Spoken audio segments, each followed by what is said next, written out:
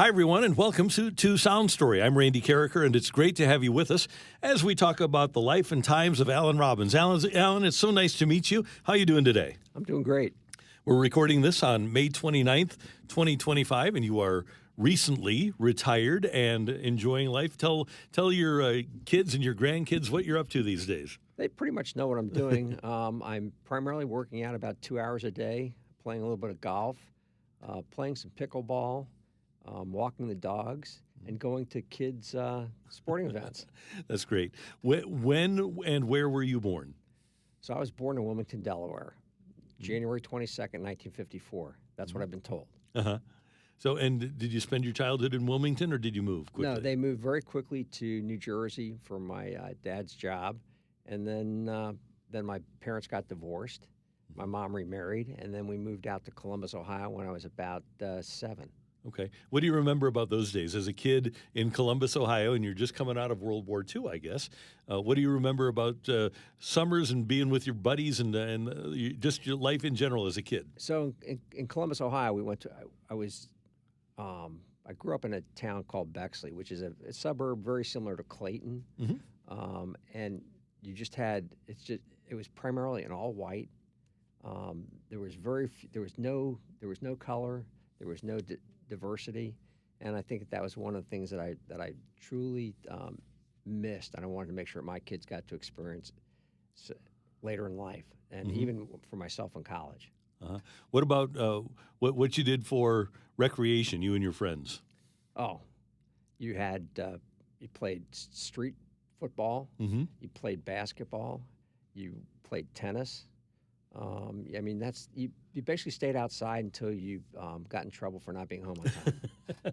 That was one of the things that I did as a kid, too. And let's start with this, because certainly your grandkids will not be able to relate to what we did as kids. Our bicycle was a means of transportation that we used all the time, right? Correct. That and our feet. Yeah. Absolutely. So, and you could go anywhere you want, and guess what? No one had helmets. And thank goodness no one had any head injuries. Yeah, but then your parents, too, you could be out and about, and if you didn't come home for lunch, maybe you had lunch somewhere else, but you could go out and actually play, right, and live your life. Was it that way for you? Yes, absolutely. And the other thing is that I think what we did, which kids today, everything's pre-programmed for our children and our grandkids. So, we were at an event in Houston probably about 15 years ago. A lot of the kids were around anywhere from basically 10 to about 14 years of age, and we were going to play basketball. And we said, okay, you guys arrange the teams, and they couldn't do it because they didn't. So we took control. Basically, picked 2 people as captains. They said, okay, now you pick the players from there, and that's what we did. I mean, today, they just don't, if it's not arranged for them, they just don't know how to do it. Yeah, there's really no such thing. And we're talking about pickup games, right? Where we would get together with our buddies, and every single day it was, okay, you basically had a draft for all the players, right? And if you had an odd number of players, someone played full-time quarterback, or someone basically did something. You'd take a couple of better players, put them on the same team as opposed to doing that, saying, oh, we don't have enough players, we can't do it. Yeah. Along these lines, we better explain what street football is, especially if there was a car parked, right? Yeah. I mean, so you basically create, you may have 2 mailboxes down or a couple trees down. That's the touchdown zone. And, you basically tell someone in a huddle, you said, go down to the car on the right and then cut back in and you try to throw them the ball. That's the way it is. It was so much fun. And when you got to the curb, that was out of bounds. Alan, what sort of a student were you? So it's pretty simple. If we didn't have the top half of the class, I would have been valedictorian. You were in the half of the class that made the top half possible? Yes, absolutely, absolutely.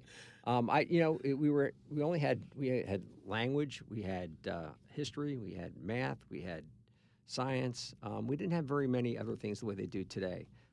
But I did take a bookkeeping course, and that's what really set me on my path. So anyway. You mentioned that one of the big impact moments in your life was your parents' divorce. At what point did that occur? That occurred when I was 5, okay, and my sister was 3. And what happened was my mom got divorced from my dad. Unfortunate situation, but it happened. And then my mother met another guy in the building. We were in an apartment building, Mhm. very a high rise. And what happened was Norman was his name. He had 2 children. My stepsister was 11 months younger than I was, Mhm. and my stepbrother was 3 weeks younger than my sister. Oh, wow. And we were within 2 years of each other. So needless to say, high school was very, very good because we had interchangeable friends. And how did, as a boy, how did that affect you as you went through life?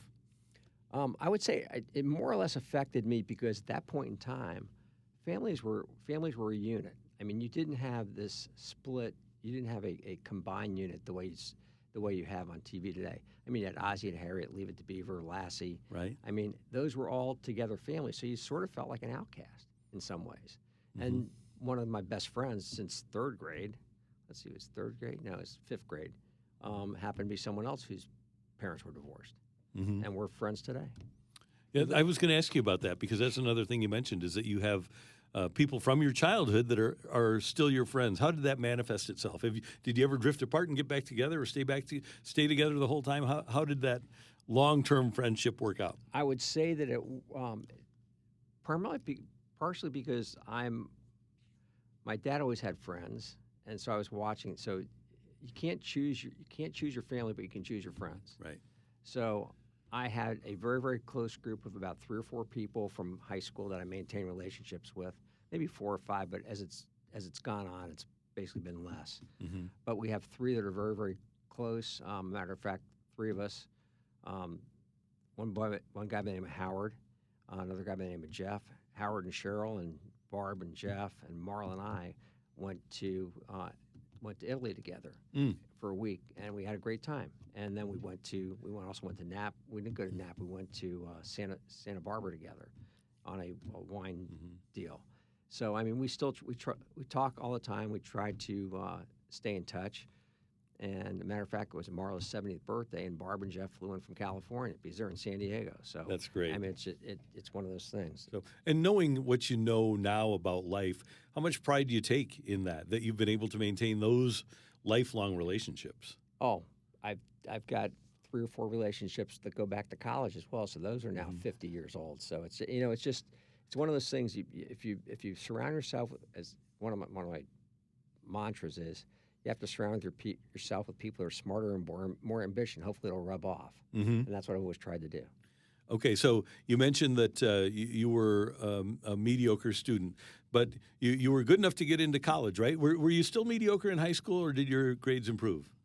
I was okay in well, everybody got somewhat high grades in elementary school, but I just didn't have any passion about anything besides math. And I mean, science didn't do anything for me. English, I was not I don't know if I was a good writer or not, but my stepfather was a editor of a Chemical Abstracts, which is a magazine where they basically he has his PhD in organic chemistry, and he'd always, because he was editor, he always had that red pencil. So I never got anything back that wasn't basically had red on it. So so you think that you're a bad writer. You're just trying to get to improve. And I guess now I do write better. I like to write more now.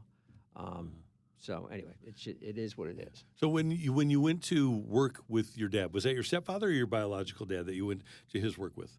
Oh, it was my father. Okay. Because my father wouldn't necessarily get daycare for us when we were home.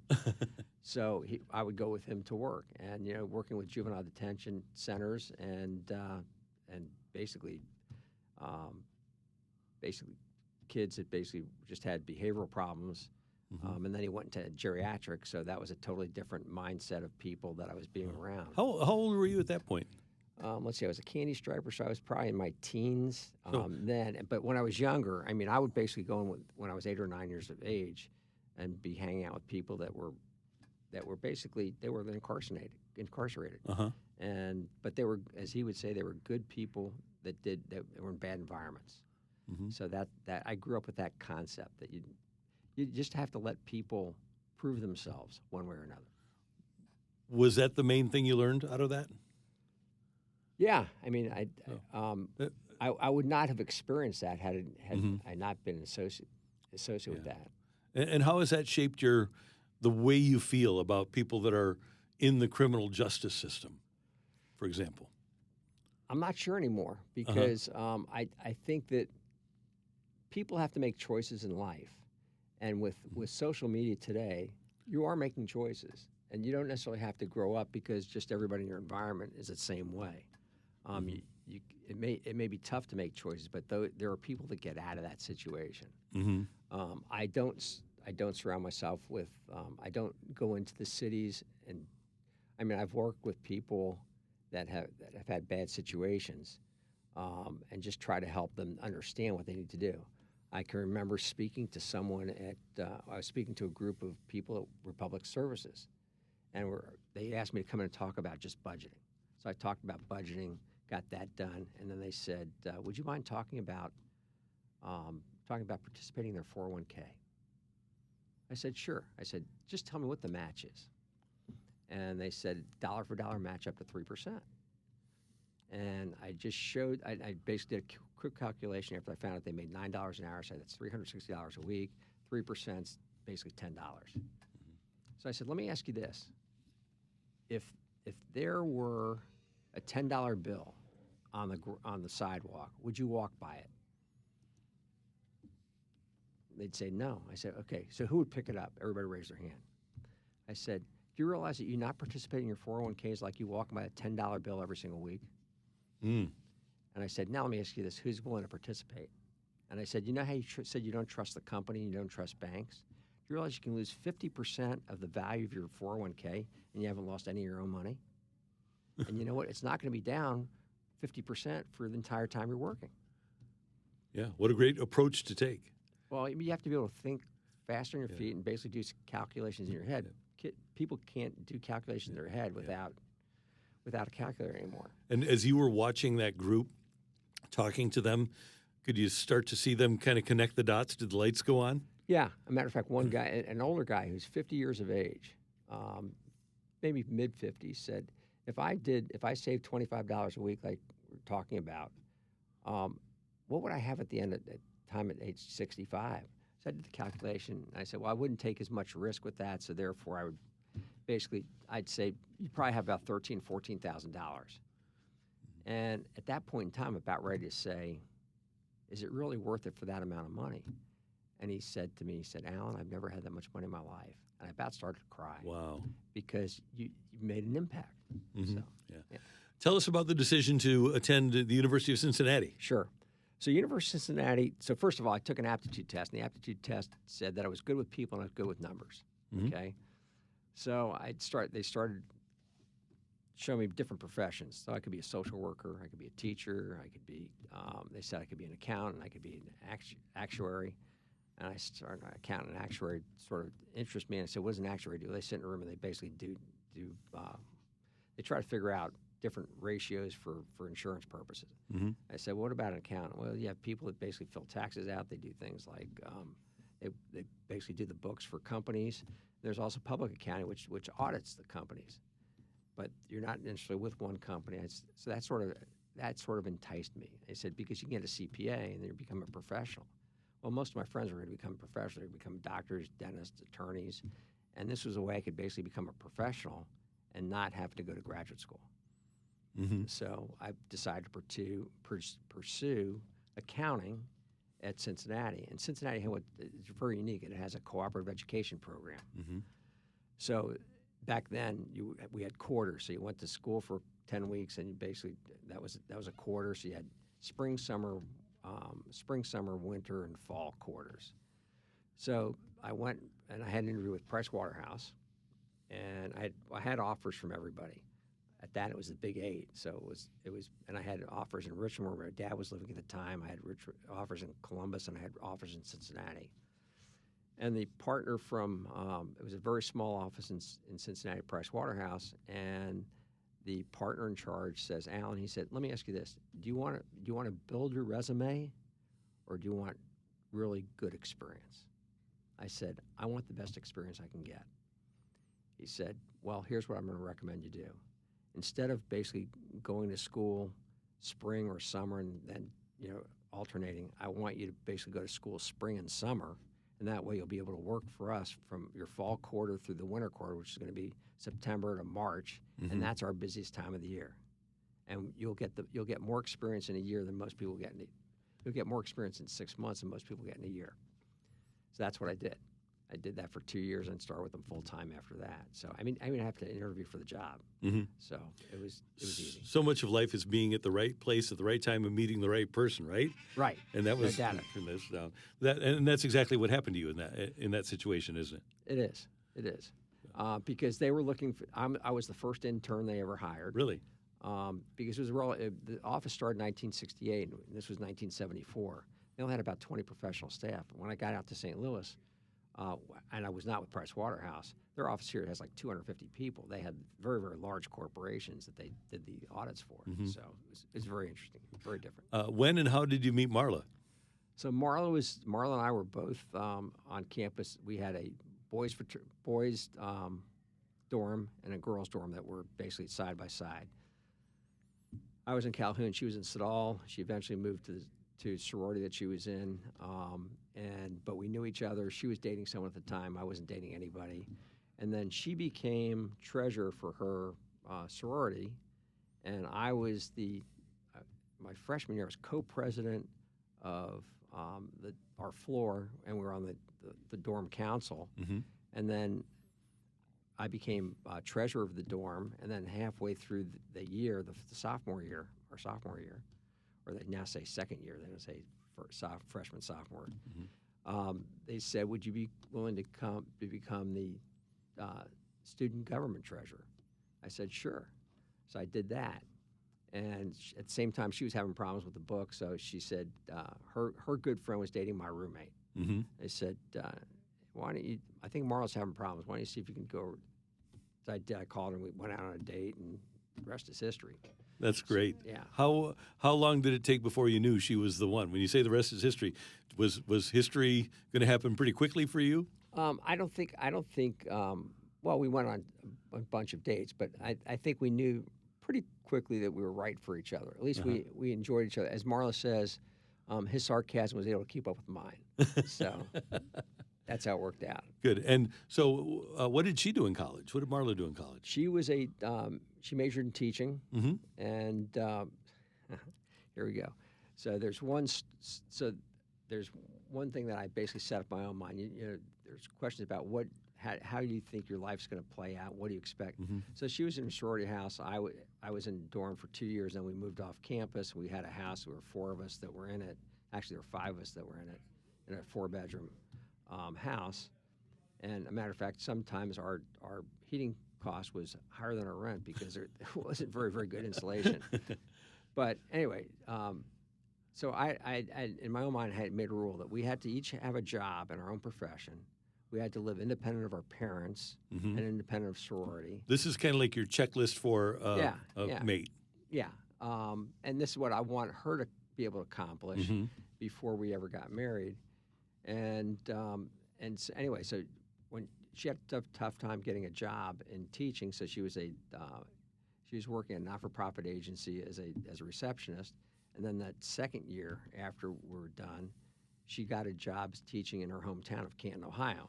So she went back up to Canton. I stayed in Cincinnati, and then she got that done. And so that summer, we're going to one of our other good friends who was getting married in Columbus, and he said, and she said, we're driving to the rehearsal, and she said, so now that I've done everything you said, when are we going to get engaged? I said, well, you're sitting on your ring. Because I had stuck the ring inside the seat, and I was going to basically propose, and said, oh my God! So I got a kiss at the seat. Anyway, and so I had the ring for over a year. Oh my! So all my friends had seen it already, and so she comes in like this, showing the ring off. She said, well, we've already seen it. That's great. Anyway, that's the story. Good. And then how soon after that did you get married? That was 1977, so we got married next year. We got married July of 1978. And especially because your children and your grandkids and ultimately your great-grandkids are going to be here. be hearing this. Tell us about your wedding day. What's in your mind's eye about the day that you two got married? Let's talk about the night before. Okay. We did not have bachelor parties beforehand. So I had all my good friends took me. We went out and we had some drinks, and at that point in time, I'd basically been doing some bourbon warehouses down in Louisville, Kentucky for my job, and so I was drinking bourbon, and I would order a bourbon, and what they were doing is they were getting me doubles and triples, and I got extremely sick.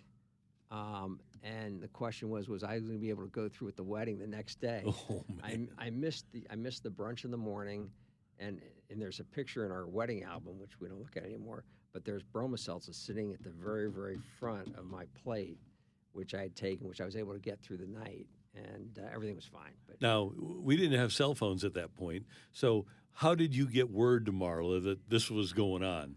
oh, I think everybody knew about it. Okay. I think there was a lot of conversation going on. Okay. Yeah. So she wasn't alarmed when you missed the brunch then? I think more so as her mother and my mother.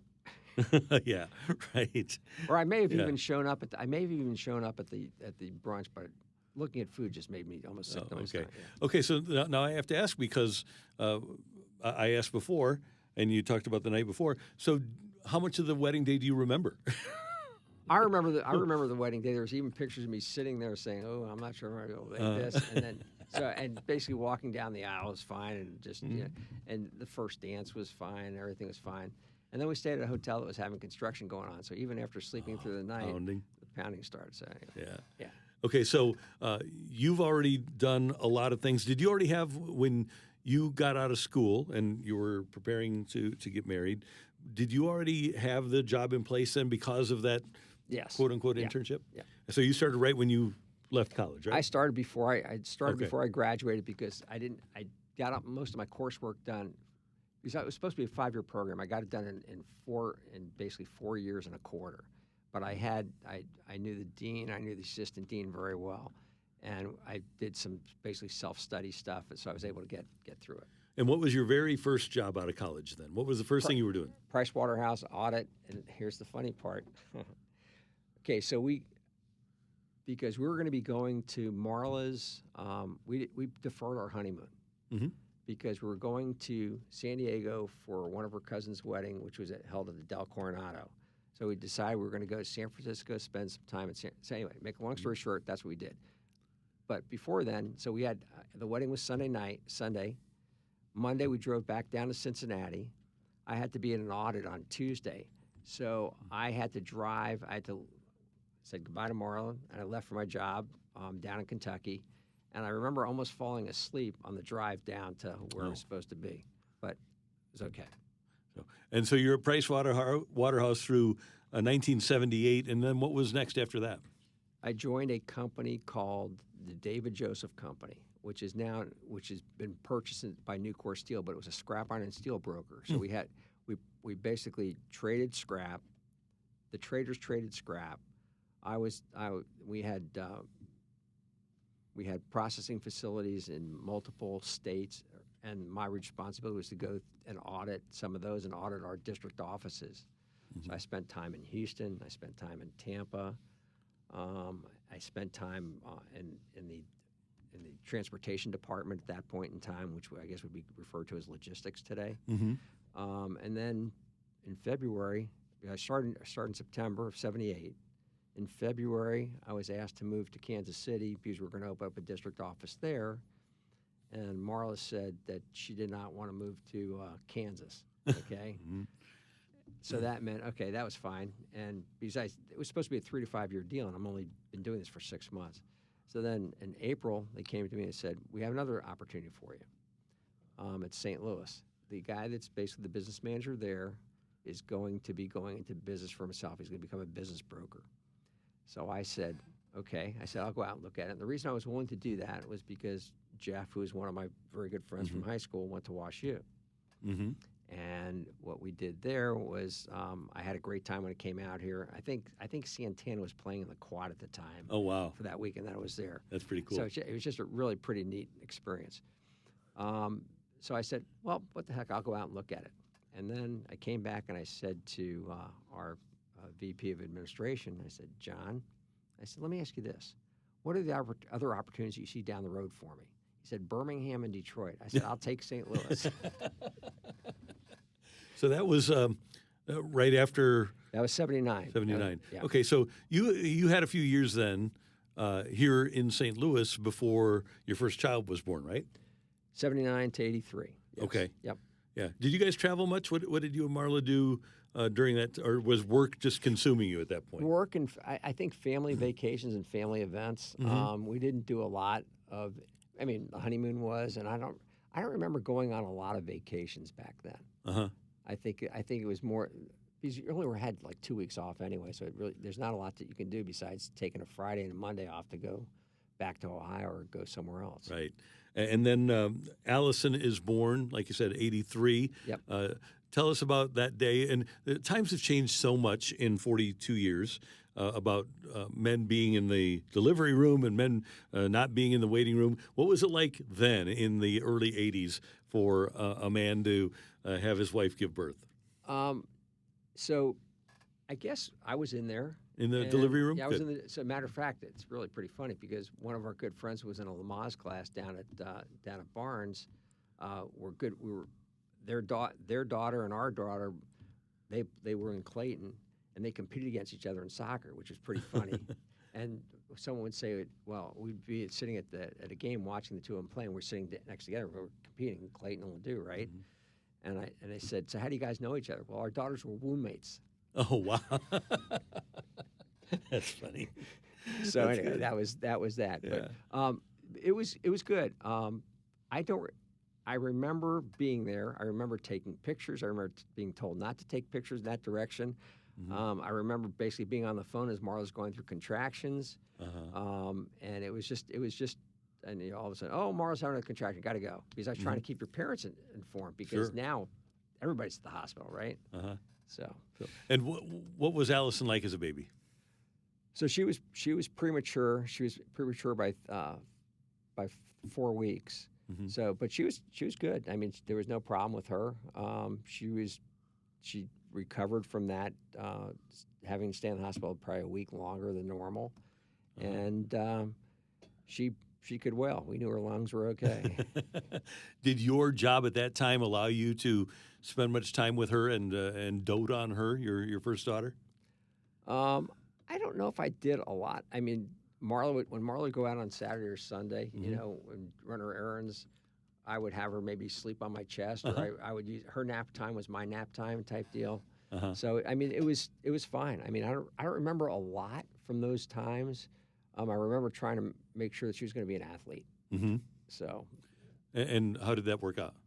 worked out pretty well. She was 5'0", and she played volleyball and soccer for Ladue for basically she led her 3 years in a row, and they had a pretty good team. She got an opportunity to play with some kid by the name of Becky Sauerbraun. Well, that's pretty good. So yeah, and that was a fun experience. And then my youngest daughter got to play with Becky as well because they were right between. Becky was right between That's the two. great. And your youngest is Diana. Diana, yes. So and Here's the deal. I'm not even sure how Marla got pregnant because I was traveling 48 or 52 weeks a year.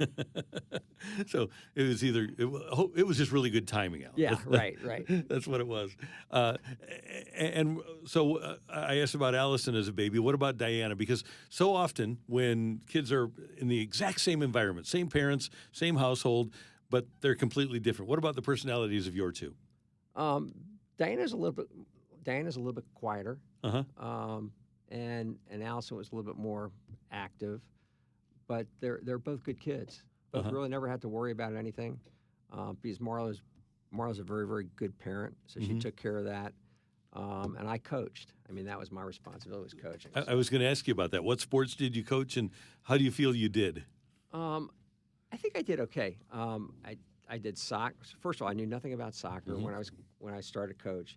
I asked Marla, do me a favor, because what happened was they said they didn't have enough coaches. I said, I'd be more than happy to assist. And they said, no, we need you to coach.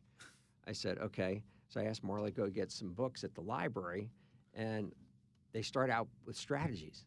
I'm thinking, how many players are on a team? I didn't even know how many players were on a team at that time. So I learned, and I basically would sit down with people, and I'd talk to people about soccer, and find out that you build it from the back forward. It's not it's not offense based; it's defense based. Mm-hmm. So that taught me a lot. And I would always bring in someone who had better skill because I had no skill. Mm-hmm. I was the rah-rah guy, and I was the strategy guy. And we even had a father who would bring out his ladder, and we'd film the Oh, really? games, Uh-huh. and then I would review the game film, and then we would talk about as to what we're going to do, what we saw going on that maybe could have been done better. Uh-huh. Because dealing with girls is a lot different than dealing with boys when you're coaching. With boys, you can go in a locker room and you can say, "You guys screwed us up," and they basically have their arms crossed and they're saying to themselves, "He's not talking to me." Uh-huh. You go into a girls' locker room and you do that, you've totally taken the attitude totally down. And they're going to go out and get killed. Mm-hmm. So, Yeah, there's a little bit more emotion. yes. Yeah. Yes. With that. And then how did you become, from not knowing anything about soccer, how do you feel like you became as a coach? Oh, I think I became a pretty good coach. We even took some teams. So in the Jewish religion, you have what's known as Maccabi games, Mhm. and that's kids between the age of 13 and 16, and you can take them to compete in other cities. They have a couple places around the country, and I always used to take the girls soccer team, or I would take the boys soccer team, or I basically one time was dealing with the girls basketball team, and it's a lot of fun because from my vantage point, I didn't realize there were that many Jewish athletes. Uh-huh. So Uh-huh. Right. it's just different. Yeah. And how did you, and I think your daughters will be interested to hear your perspective on this, how did you separate coach and dad? I to the point that I never gave them anything extra. Mm-hmm. As a matter of fact, I probably went the other way more so because I didn't want to be that guy. And my whole deal was about. So I used to send a letter out to all the parents of the teams that I was on. I'd say there are two objectives for this. Mm-hmm. Number one, to become better skilled. Number two is to have fun. And actually, number three is to really say that you like it enough you want to sign up for next year. And Perfect. to me, that was a way to determine success. I Yeah. did have a time when I was in when I guess my second or third year coaching the Maccabi girls, and I probably was not giving the appropriate playing time to certain kids. And one of the mothers came up to me at halftime and said, "You really need to do something about your time that you're allowing kids to play." So I said, here's what I did. I said, "Okay, girls," I said, "come over here." I said, "I understand that I've not been fair with playing time as I probably should have, but here's my question for you. Would you rather me to play the game to give everybody fair amount of playing time, or do you want to try to win because we're going for a medal?" Uh-huh. And I said, "You guys go over in there, decide, and let me know what the decision is."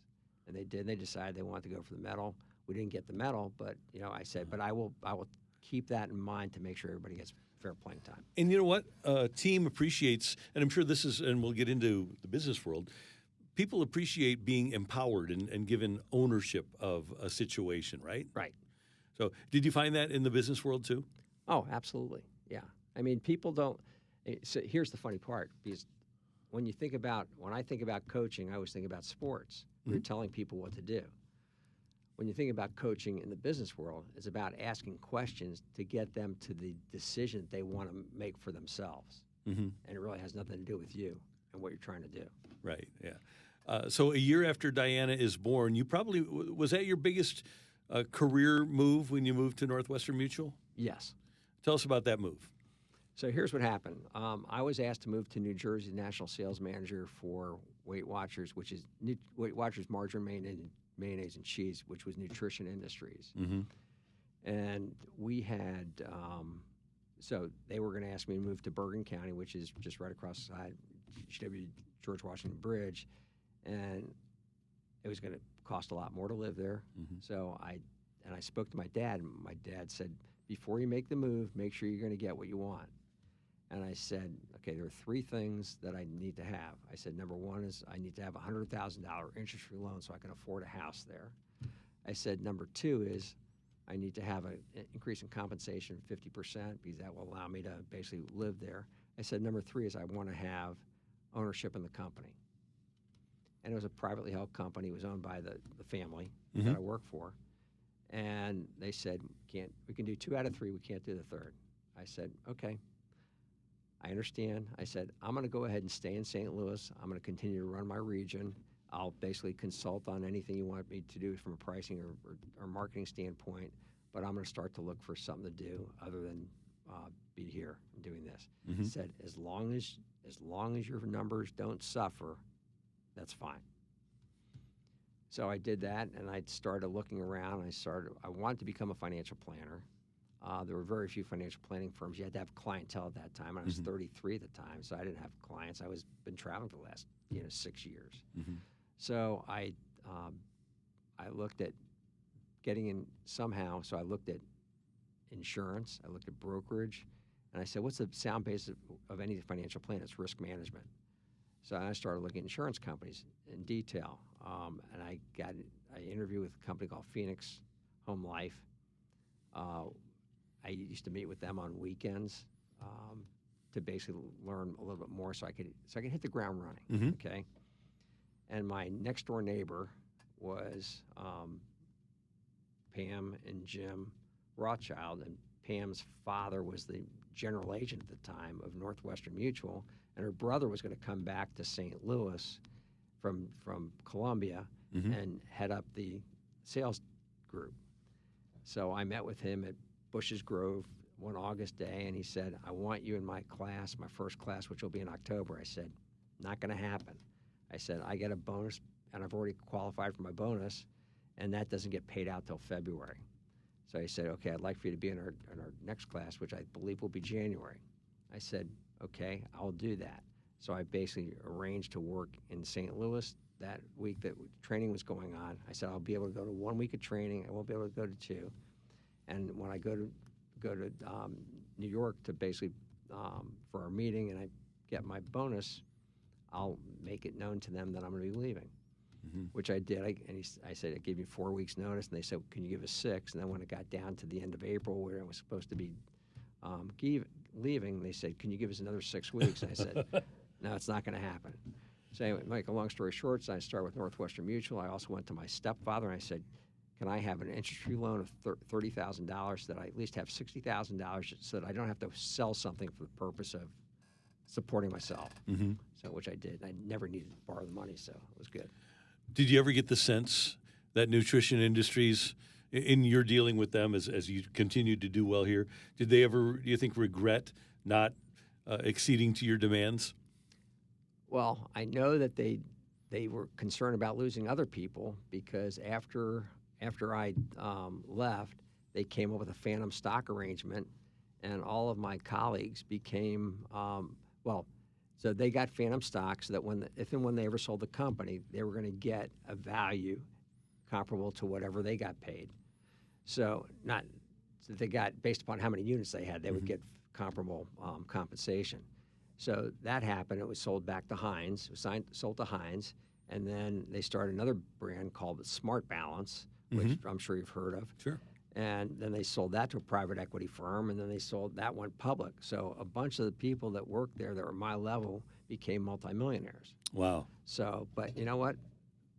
Teach their own, and you basically, I wasn't about ready to move to basically and have that happen. I'm not money driven. And you had the opportunity, and I know you take a lot of pride in this, in making Northwestern Mutual grow, right? It really became, in your time there, a much bigger entity.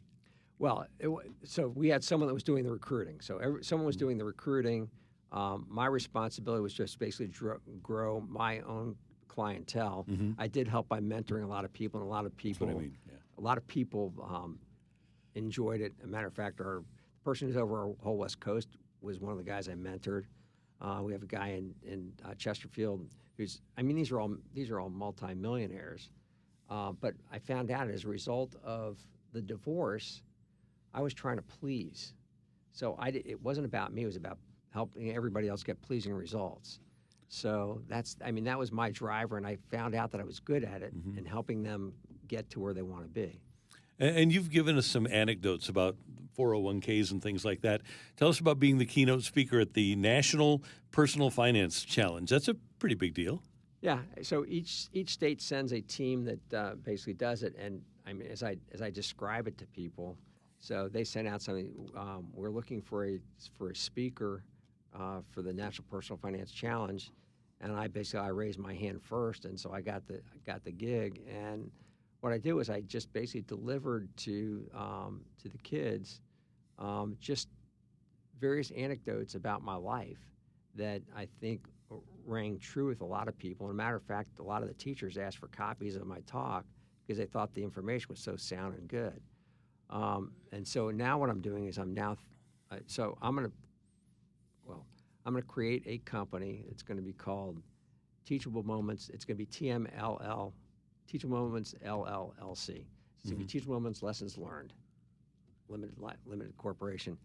And the purpose of it is going to be writing a book, and each of those anecdotes is going to be a chapter, and then I could even probably do podcasts off of it as I go along. So that's what I'm doing. Good. How about your daughters? Did they learn through osmosis about what you were doing, and are they good with their money? Yeah, they both are. Matter of fact, it's really pretty funny because my son-in-law, Andy, that's Diana's husband, spent 10 years as an attorney and didn't like it. So he joined Northwestern about 6 or 7 years ago. And as he was going through, he and Diana's and what they had done around finances, he found out she was far better off than he was. Because when Diana was younger, I said that, I mean, there are multiple stories, but when Diana was younger, and she babysat for people.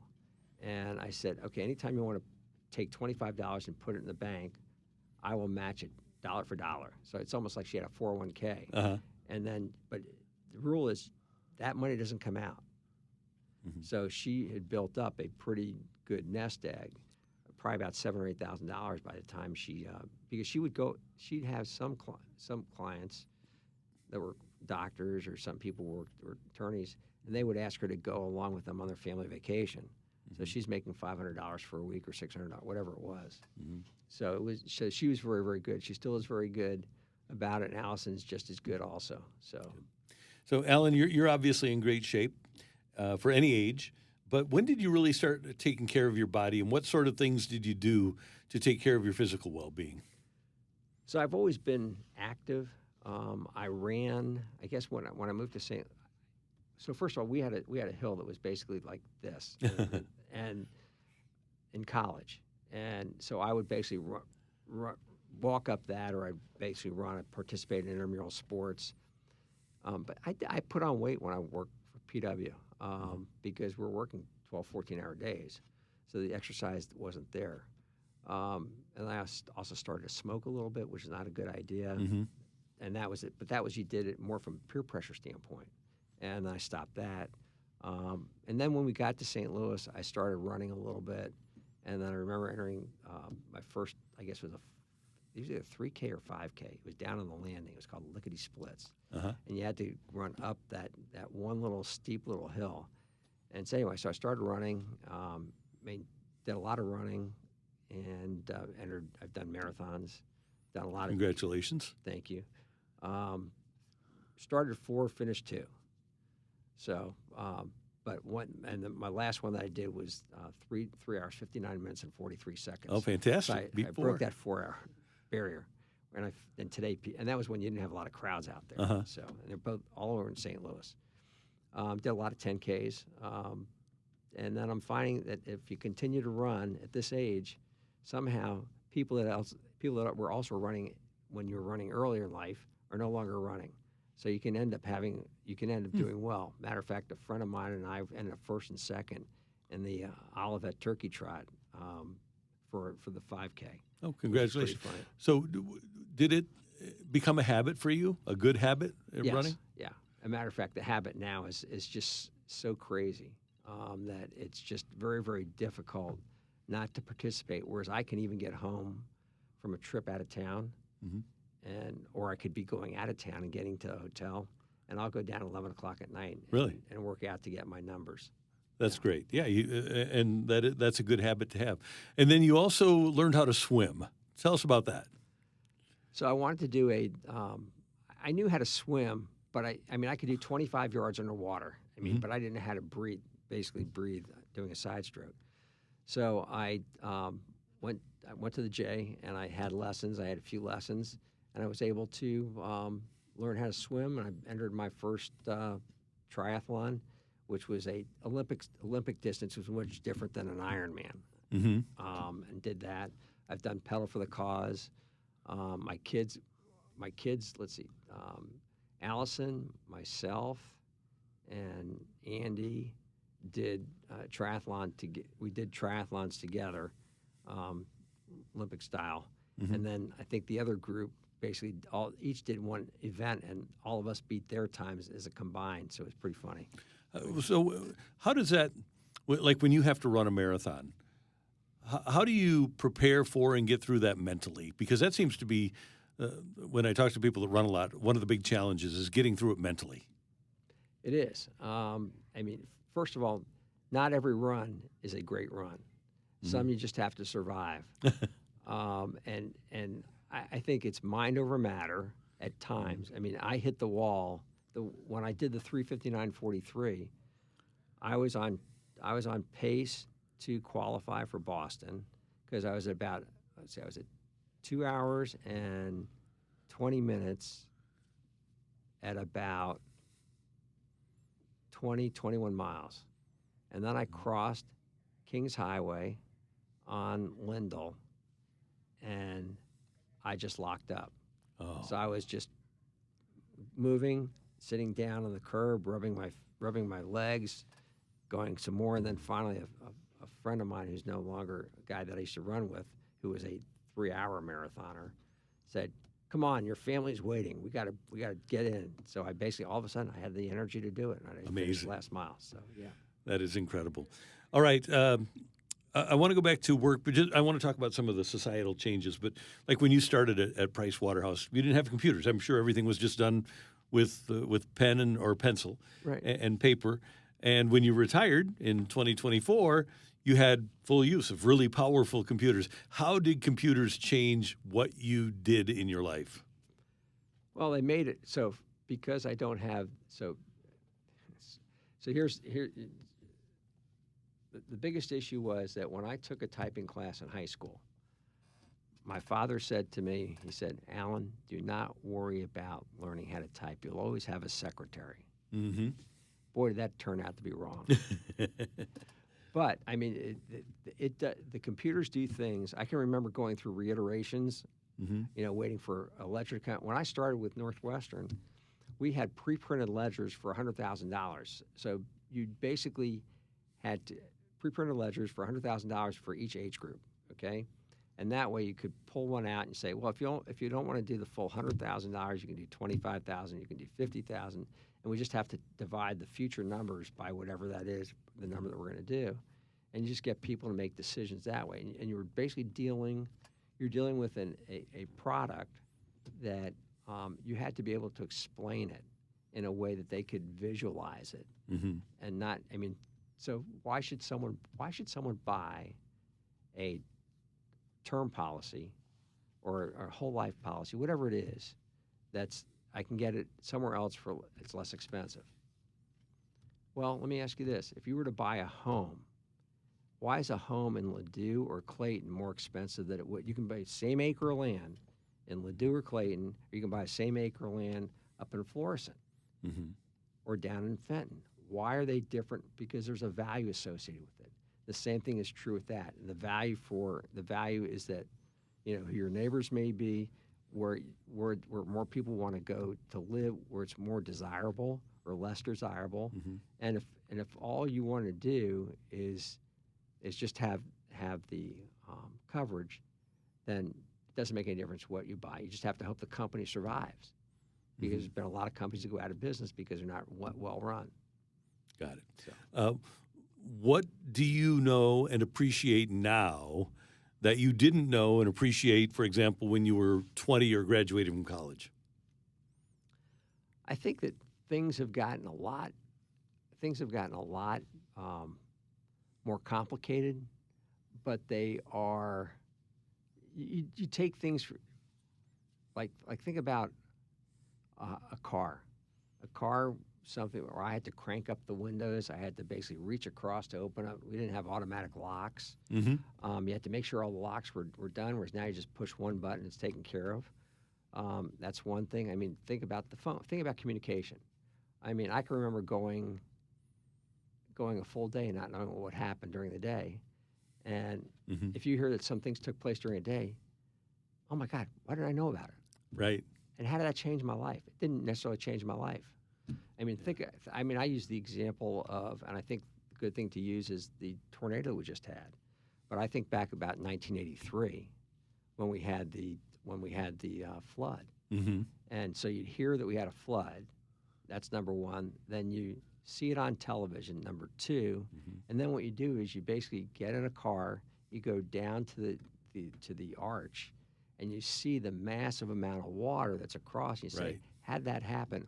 Or I remember going out to Chesterfield Parkway, and we're driving across, and you can see the lane going down onto Highway 40 at that time, which is now 64, going into the water. And as we continue across, there's a deer going the other way because it's trying to get to the other side. And the only way it couldn't swim, so it was basically using whatever method it could.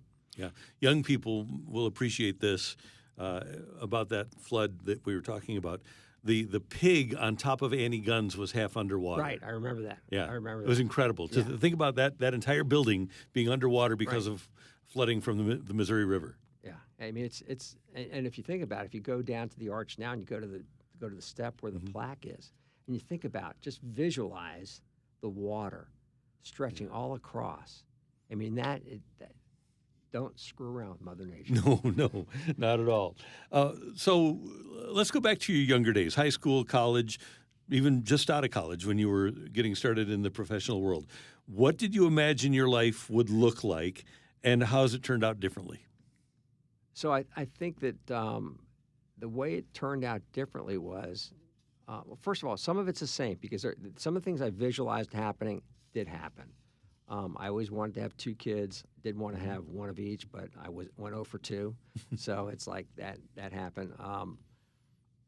Because my parents got divorced, I knew I wanted to stay married. And you have to understand that, I mean, relationships, there are ups and downs in relationships, not a one-way street up. And the reality of it is you just have to be willing to deal with it. And I remember asking a very good friend of mine, he's 82, and he's been with Northwestern for, I think, 50 years. And I asked him, and I asked his wife, I said, because he's a type A personality. I said, Martha, I said, how did you make it work with Bob? She said, well, they had a very good friend who was marriage counselor. And she said, if you always give 60% and expect 40% in return, you'll never be out of balance emotionally. So I figured out the best way for me to do is get a little bit more leverage on that. So I came on and told Marla about that. I said, if you always give 70% and expect 30% in return, we'll never be out of balance. You're a math guy. Right. No doubt about it. That's fantastic. And as we speak today, it's 47 years, correct?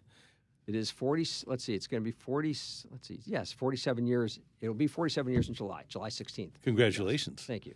All right. What has been your guiding purpose or philosophy in life that has gotten you through that career and to this point? I mean, trust, always give your best, always expect, know how to communicate. If you can communicate, that's the biggest problem today that I see with younger people. No one looks anybody in the eye anymore. They're so concerned about their device. Right. So yeah, it's amazing to even sit in a restaurant and see 2 people across from each other that are both on the phone, right? I don't know if they're communicating or if they're finding something else out, but you're right. That's the way many people communicate. So talking about that, I remember that a group of athletes were heading out to Kansas City for a tournament. And I called and I spoke to the coach, and I said, what was it like having everybody in that car for the trip? They said, be honest with you, they weren't making any noise. They were all on their phones. And a matter of fact, they were talking to each other on their phones in the same car. It's amazing. It's just crazy. It's crazy to me. Yeah. Your daughters are both grown.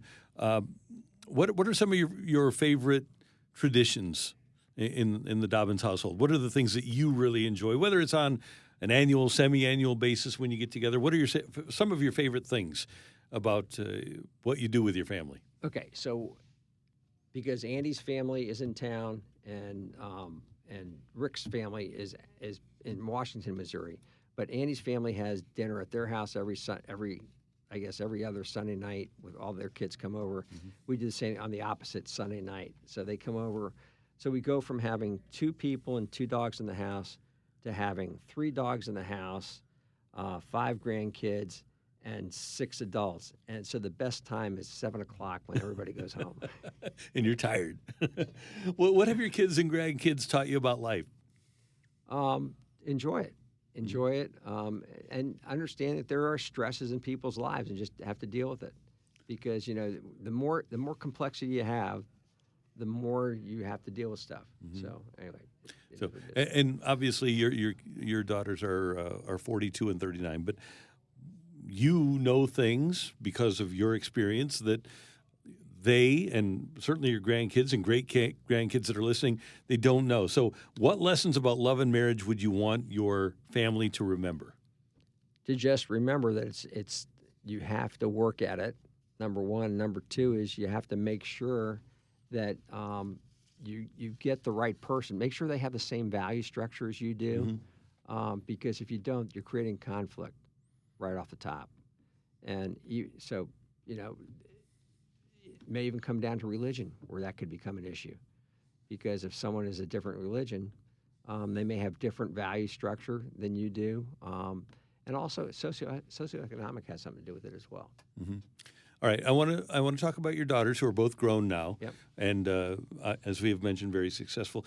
Because you're talking to them, I want you to tell Allison what you think of what she's accomplished, what you think of her and her family. What is it about Allison? Allison has the twins, so they are now 6, so they're just completed kindergarten, mm-hmm. going into 1st grade, and she's very big on athletics. She's the fitness coordinator at Bunge Corporation out on Highway 40. Uh-huh.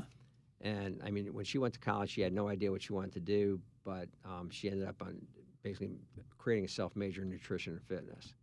So that to me was pretty prideful in some ways. And then, so one son, she was trying to help him learn how to concentrate.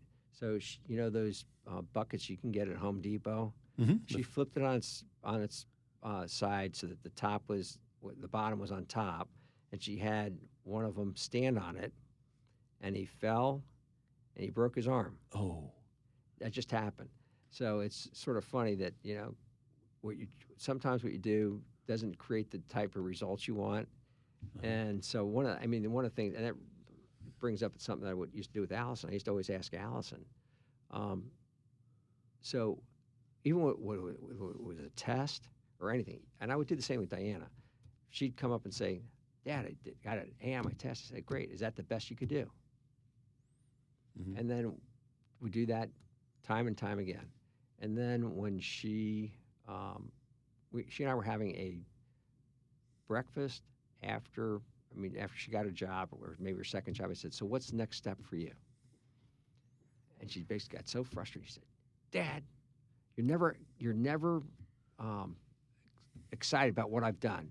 You always ask me, what's the next thing I'm going to do?" And I said, "Allison, I just want to know what," I said, my whole reason in asking you a question is to find out, is that if you gave it the best you could do, and she said, "You're never satisfied with what I'm doing." I said, "That's not true."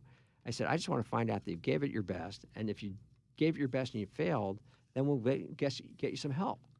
Same thing is true, and you have to have a plan in life about what you're going to do. Mm-hmm. Otherwise, at some point in time, you get to an age where you get outsourced, unless you're in control of your own destiny. Mm-hmm. So it's a very you can be great, and all of a sudden you reach an age and they say you're out, and that's unfortunate in today's world. So what would you like to say to Allison right now? You have the full floor to tell her what you feel about her and how she has grown up in your eyes. Well, she hasn't grown. Oh, I'm saying maybe she's grown up. She's still the same short person she's always been. No, it's a tough room. Yeah, absolutely. But she's done a very good job. I think she's very content in her life. She's maintained relationships with friends from high school, college, and she's doing a good job of raising a family. All right, now let's move on to Diana. What is it about Diana? Diana is the spitting image of her mom. I mean, she's a teacher like her mom was. She's had a tough road going because she's been teaching for well over 10 years. She's only graduated from kindergarten to first grade. Maybe one of these years she'll get up to second grade. Who knows? No, but she's got patience like her mom does. I've got less patience. Let's put it that way. Mm-hmm. So she got most of those traits from her mom. Okay. And what would you like to say to Diana? Diana, just keep on doing what you're doing. Enjoy the ride, and it's gonna be interesting to see what happens over the next 10 or 15 years. Yep. Or for me, it's gonna be 29 years. I plan on living to 100. You have the ear of all of your grandkids too. The main piece of advice for your grandchildren. I guess the best thing I could say is that don't try to get away with anything because you'll always be found out. Just be good, give it your best, work hard at what you do, maintain friendships, be honest, and life will be good to you. And let's wrap up with Marla. I asked about your daughters. What is it about your bride of 47 years? What is about my bride? Yeah, oh my God! What would she say about me? So what can I say about her? She's very, very loyal. She's a great cook. Here's the funny part. You may appreciate this. So you go from having 4 people in a house to having 2 people in a house. Mm-hmm. They don't necessarily change the way they cook. They cook the same amount. Mm-hmm. They dish it out. And what I finally figured out was that Marla, I would say, I'm done. And I'd push it away, and she'd say, you don't like my cooking? I said, Marla, it's a lot of food. So now what we do is we divide things in half mm-hmm. and use it for multiple meals, as opposed to having it's like having to eat. Well, my parents would say, my mom would say, there are children starving in Europe. Right. And, I'd end up eating it all and guess what? The kids were still starving in Europe. Yeah, we could have just sent it over there. Yeah, I mean, so I've tried to shrink my stomach mm-hmm. and to live on less, and I think I'm better off for it. What have you thought of Marla as a mom? Oh, she's a great mom. She's probably the best. Yeah, I mean, she's great. There's nothing that she does. She basically has their ear. She speaks more to the kids, to both daughters, on a daily basis than I probably do to her in a week. So, and if you can, again, the floor to tell Marla what you think of her and how she has impacted your life, Alan. I see. I can't do that because the grandkids could be listening to this. No, Marla, I love you, and I appreciate everything you've done for me. You've always been supportive, and I guess we've got at least I got another 29 years to go. I hope that you have as long. Yeah. You have another 29. What would you say if you can look back and pick out 1 or 2 highlights from the first 71? What have you enjoyed most about life so far? I would say traveling. I think traveling is good. Family vacations is a lot of fun. Rick, Allison, and the twins, and Marla and I are going out to Breckenridge. Fantastic. We'll be out over July 4th. So, and we get out there probably every other year. Like last year for our 40, I don't know what it was. Some kids were celebrating their 40th. We were celebrating our 70th. We took everybody and went to Rome, and then did a cruise in Italy, Greece, and Turkey. And had a great time, except for I said that I would never travel with kids under 10 again. That's quite a trip for kids under 10. Oh yeah, absolutely. And we had a great time, but there were those fits that got under my skin a little bit. Last thing, you worked for a long time. You really enjoyed your job from the time that you started thinking about Cincinnati when you said I really like math. You mentioned travel, but how are you doing as a retired guy? So, because I have to counsel, because as part of my job, I'm counseling people into retirement. Mm-hmm. And the thing I always said was that don't retire unless you have something to do. Mm-hmm. I never thought I'd be playing as much golf as I am, Uh-huh. because my club, Ruth Park, is 9 holes. I basically walk it. I don't ride. I don't push a cart, Mm-hmm. and I'm getting better at it, which is good. It's a very humbling game. It is. But between the dogs, we don't have a backyard, so we have to walk the dogs 3 to 4 times a day. Okay, good.